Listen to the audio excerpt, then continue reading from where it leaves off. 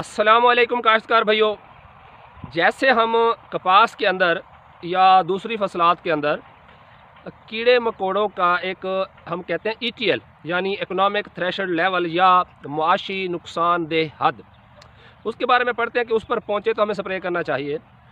तो अगर हम गंदम के खेत पर नज़र दौड़ाएँ, जो इसकी ज़्यादा प्रॉब्लम करने वाली नुकीले पत्तों वाली जड़ी बूटियाँ हैं, उनमें दुम्बी सिटी और जंगली जई, ये दोनों बदनाम ज़माना जिसे हम कहते हैं नोटोरियस वीड्स, ठीक है, ये है। लेकिन अगर हम ऐसे एक कॉमन आम बंदा जिसका तजर्बा है काश्तकारी का काफ़ी, वो तो समझ आता है दूर से ही देख के। तो जो आम एक नया बंदा है जिसने पहली दफ़ा काश्तकारी की है या उसका ज़्यादा तजर्बा नहीं है, वो जब गंदम के खेत में, मसलन ये मेरे सामने पीछे जो खेत है, इस पर नज़र दौड़ाता है तो ऐसे आसानी से पता नहीं चलता कि दुम्बी सिटी कहाँ पर है, जंगली जई है कि नहीं है, या सारी गंदम है।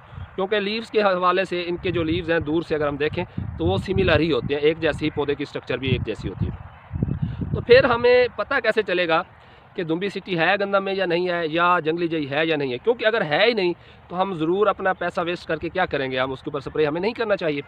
अगर हमें लगता है कि तकरीबन 10% तक है दुम्बी सिटी या जंगली जई, तो भी हमें स्प्रे करना चाहिए, क्योंकि ये हज़ारों की तादाद में बीज प्रोड्यूस करती है, खासकर जो दुम्बी सिटी है, और अगले साल फिर प्रॉब्लम क्रिएट होगी। तो उसके लिए मैंने सोचा कि क्यों ना वीडियो बना के आपको बताऊँ कि हम पहचान कैसे करेंगे कि ये दुम्बी सिटी है, जंगली जई है या गंदम है। तो सबसे पहली बात, तो जो गंदम का पौधा है, मैं यहाँ पर ये पौधा लेकर आया था, गालिबन ये पड़ा हुआ है, इसे आप देखें, ये थोड़ा सा ना गुत्था हुआ होता है, जबकि जो दुम्बी सिटी है वो फौरी जो है वो फैल जाती है, वो ज़्यादा ऊंचाई तक सीधी स्टैंड नहीं कर पाती। इसी वजह से जब बड़ी गंदम होती है तो दुम्बी सिटी या जंगली जई, इनके गिरने की वजह से गंदम भी गिर जाती है। तो जो छोटी स्टेज है उसके ऊपर हमने क्या आइडेंटिफाई करना है कि ये गंदम का पौधा हो या जंगली जई का पौधा हो। इनकी ये वाला जो बेस होती है ना, जहाँ से मतलब ये पौधा है, तो ये आपको साफ़ नज़र आएगी वाइट कलर की, जबकि दुम्बी सिटी की जो बेस होगी उससे जब आप देखेंगे तो रेडिश पिंक कलर की नज़र आएगी। और जब आप उसको ऐसे तोड़ेंगे ना तो यहाँ से ब्लड निकलेगा, यानी वो पिंकिश कलर का फ्लूइड निकलेगा, लिक्विड निकलेगा। एक तो ये होगी पहचान के ये दुम्बी सिटी है। अच्छा, अब अगर ये कुछ ना हो तो फिर क्या बचा कि अगर ये दोनों चीज़ें, जो बेस है ये वाइट हो, तो फिर कन्फ्यूजन है कि जंगली जई है या गंदम है। तो अब इन दोनों में कैसे डिसाइड करना है?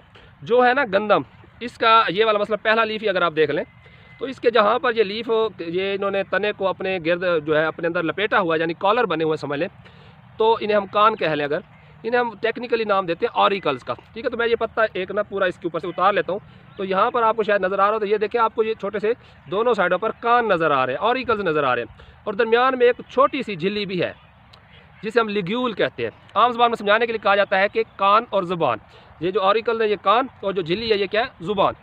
तो इसमें ज़ुबान छोटी होती है और जो कान है वो दरमियाने साइज़ के होते हैं। अच्छा, जबकि अब मैं ये एक और पौधा लेके आया, ये पौधा है जंगली जई का। कैसे पता चला कि इसकी जो बेस है, इसे अगर हमने देखा, ऐसे मैं आपके सामने ही तोड़ लेता हूँ, ये देखें, तो इसमें किसी किस्म का कोई फ्लूइड नहीं है, कोई इसमें अंदर से जो है वो पिंकिश पानी कोई नहीं निकला। तो ये क्या है, जंगली जई। इसके अलावा और पहचान क्या है कि ये दुम्बी सिटी नहीं है?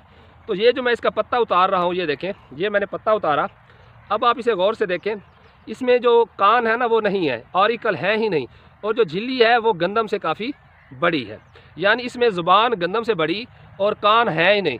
गंदम में छोटी सी ज़ुबान और दरमियाने साइज़ के कान, जबकि अगर आप देखेंगे दुम्बी सिटी को तो उसमें भी कान नहीं होते, लेकिन उसकी जो झिल्ली होती है वो गंदम से भी बड़ी होती है, यानी लिग्यूल या ज़ुबान, और वो जवी से भी बड़ी होती है, ओट से भी बड़ी होती है। अच्छा, अब इसमें एक और प्रॉब्लम आती है, बारले, जिसे हम जौ कहते हैं, बाद में जौ का भी प्रॉब्लम होता है, तो उसमें तो आपको बड़े बड़े कान नज़र आएंगे, यानी कि जो उसकी झिल्ली होगी वो वैसे ही होगी जैसे गंदम की है, लेकिन उसके कान बहुत बड़े होंगे बानिस्बत गंदम के। तो इस तरह हमें पहचान हो जाएगी कि ये जौ है या जवी है या क्या है, दुम्बी सिटी है। तो उम्मीद करता हूँ आपको ये बात समझ लग गई होगी कि आपने कैसे पहचान करनी है गंदम के अंदर जड़ी बूटियों की। और अगर आपको ये 10% तक भी आपको ये पौधे मिलते हैं तो आप स्प्रे लाजमी करें, क्योंकि इनमें सैकड़ों हज़ारों की तादाद में बीज बनाने की सलाहियत होती है, और ये अगले साल फिर आपकी गंदम में जब पक कर बीज बखेर देंगी तो अगले साल पूरे खेत में फैला हुआ होगा। इसीलिए कहा जाता है 1 ईयर सीडिंग 7 ईयर वीडिंग, यानी अगर एक साल जो जड़ी बूटियाँ हैं वो बीज बना लें तो फिर अगले 7 साल तक हम वीडिंग ही करते रहते हैं, यानी गोडी या हम उसको जो है ख़त्म करने के एहतियाती तदाबीर वो सारी अपनाते रहते हैं, फिर जाके गंदम के में से या किसी भी फसल में से जड़ी बूटियाँ ख़त्म होती हैं। तो इसीलिए हम वो 1 ईयर सीडिंग करने ही ना दें, ताकि हमें अगले 7 ईयर वीडिंग करनी ही ना पड़े। उम्मीद करता हूँ आपके लिए मुफीद साबित हुई होगी वीडियो। अगर मुफीद है तो दूसरे तमाम काश्तकारों को शेयर करें, क्योंकि गंदम आलमोस्ट हमारे सभी काश्तकार लगाते हैं और सब लोग बिला वजह अपने एक्सपेंसेस ना बढ़ाएं।